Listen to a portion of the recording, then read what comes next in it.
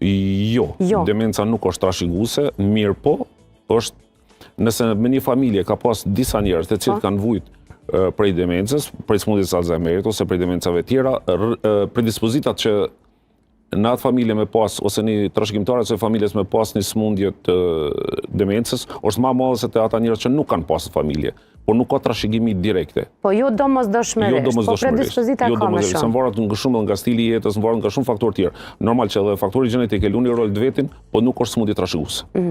E çka e shkakton? Nëse jo gjenetika. Janë faktorë të rrezikut që shkaktojnë, e thash, përveç jetëgjatësisë që e përmendë. Mbi 65 vjeç fillon rreziku. Jo, janë edhe faktorë tjerë. Është hipertensioni arterial. Studimet kanë treguar që njerëz që kanë tensionin e naltë gjakut kanë predispozita më të mëdha që të preken nga demencat, diabeti, smundja e sheqerit, obeziteti, depresioni,